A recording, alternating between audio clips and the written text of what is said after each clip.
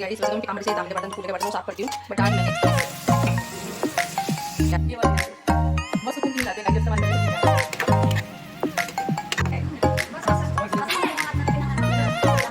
Hi everyone, good morning. स्वागत है आप सभी का मेरे यूट्यूब चैनल राधिका ब्लॉग्स 42 पर। कैसे हैं आप सभी? उम्मीद करती हूँ आप सब बहुत अच्छे होंगे। सो गाइस, मैं भी बहुत अच्छी हूँ और सुबह के बजे अभी 6।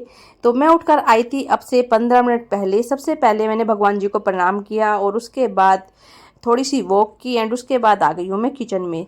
किचन में आने के बाद मैंने सबसे पहले मयंक के लिए बनाया लंच के लिए पास्ता, क्योंकि मयंक ने रात में ही बोल दिया था कि मम्मा सुबह लंच के लिए पास्ता बनाना।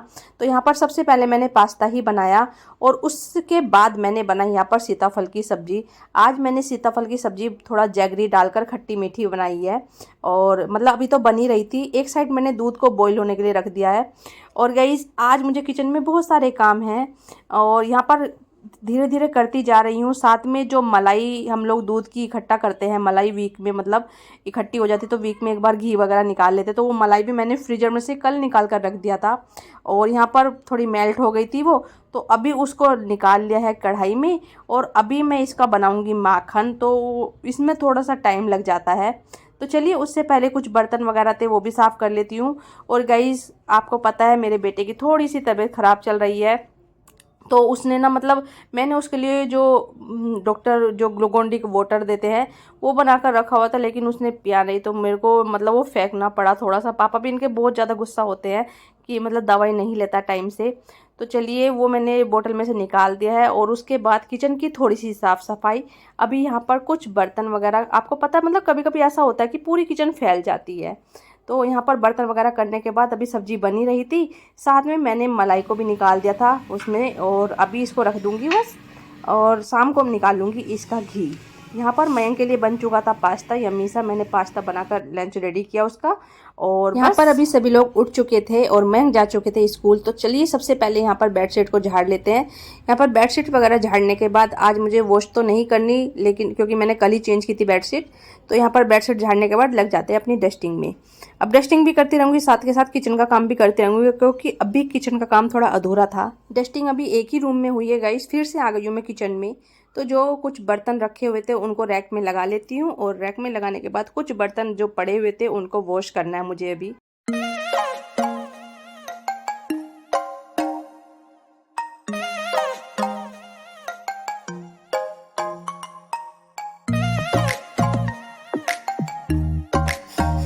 तो गई जब से हमारे घर में ये वाला यंत्र आया है तब से हमें बहुत सुकून की नींद आती है।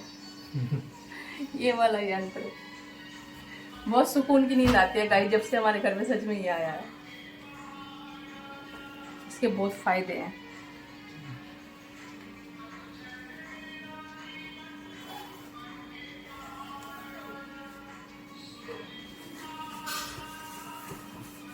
गाइस, आजकल मौसम ऐसा हो रहा है, हम लोग फैन ज़्यादा तेज़ चलाते हैं तो ठंडा लगता है, नहीं चलाते तो गर्मी लगती है, मच्छर लगते हैं ऊपर से।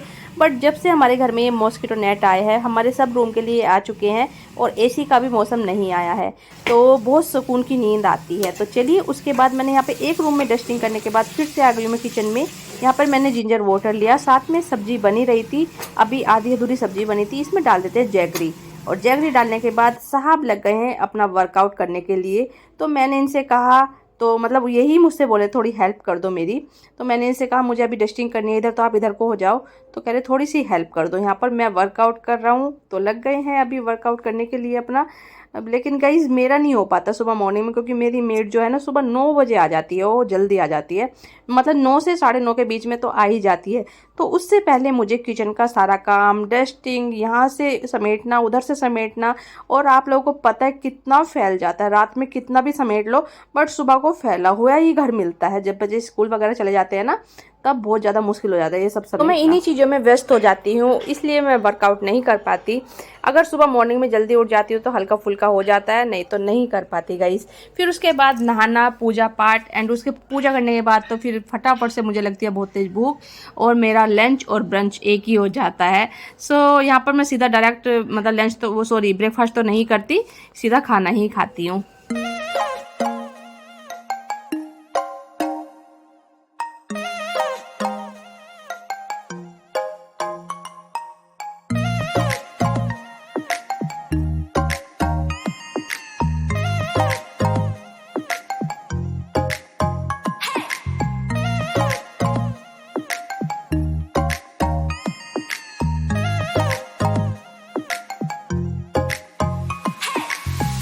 देखिए गाइस, कुछ इस तरीके से करती हूँ मैं दिन की शुरुआत। और मैं रखती हूँ, मतलब मैं क्या, हर एक हाउसवाइफ चाहती हैं कि हमारा घर बिल्कुल नीट एंड क्लीन रहे। तो देखिए मैं इस तरीके से करती हूँ अपने घर को बिल्कुल साफ़। और मैं यहाँ पर कर रही हूँ डस्टिंग के साथ मैं कर रही हूँ सारे जो मुझे कपड़े वॉश करने हैं, सबके रूम से कपड़े वगैरह भी ले रही हूँ। और कपड़े मुझे सबसे बाद में वॉश करने हैं, नहाने के बाद, पूजा पाठ करने के बाद तभी। तो यहाँ पर डस्टिंग वगैरह कर लेती हूँ, उसके बाद जाऊँगी सीधा नहाने के लिए। मेड आ जाएगी, वो सफाई कर चली जाएगी। मतलब सफाई से ज़्यादा, मतलब जो झाड़ू पोछा उससे ज़्यादा इंपॉर्टेंट रखता है डस्टिंग करना, हर एक चीज़ को अपनी जगह पर बिल्कुल अच्छे से रखना। और मुझे मतलब जब तक मेरे घर में बिल्कुल एक एक चीज़ अच्छे से ना, मतलब अपनी जगह पर ना रखी जाए, तब तक मन को तसल्ली नहीं होती। तो बस यहाँ पर सभी के रूमों में डस्टिंग वगैरह करने के बाद अभी पतिदेव गए हुए मंदिर, उनकी चपाती वगैरह बनाऊंगी। और बस अभी मैंने गैया माता की रोटी बनाई है और उसके बाद जाऊंगी नहाने के लिए।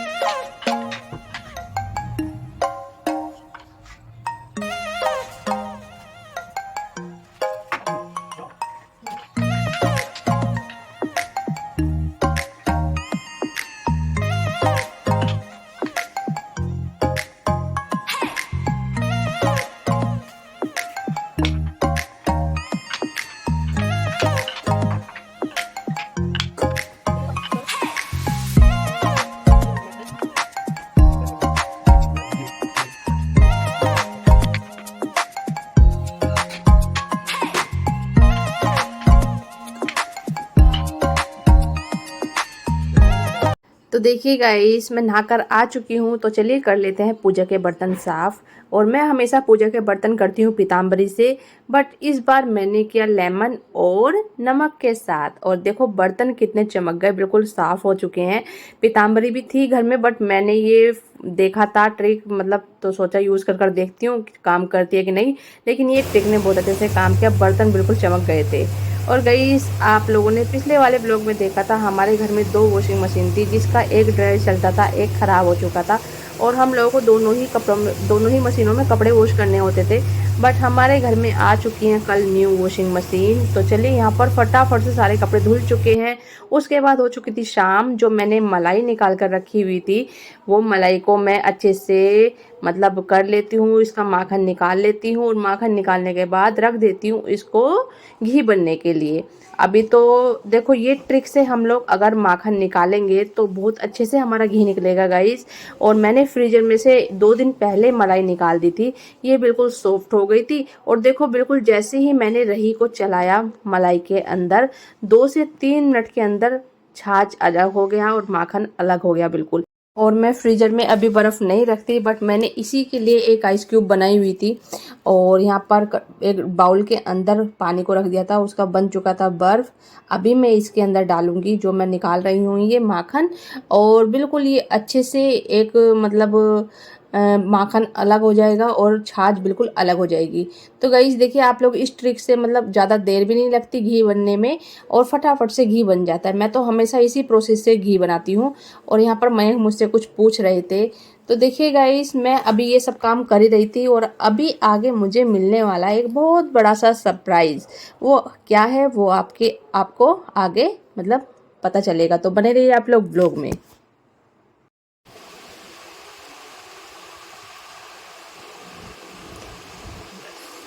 उनको मैंने अच्छे से वॉश कर लिया है ठंडे पानी से, और इसको रख देती हूँ अभी गैस के ऊपर घी बनने के लिए।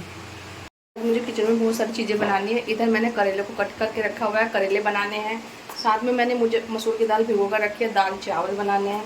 इधर चाय बन रही है, इधर घी बन रहा है। और अभी साहब की डिमांड आई है कि सूजी का हलवा बनाने की, तो अब सूजी का हलवा बनाने जा रही हूँ। तो बस मम्मी पापा आ चुके हैं, मम्मी पापा ने मुझे सरप्राइज दिया, देखते हैं।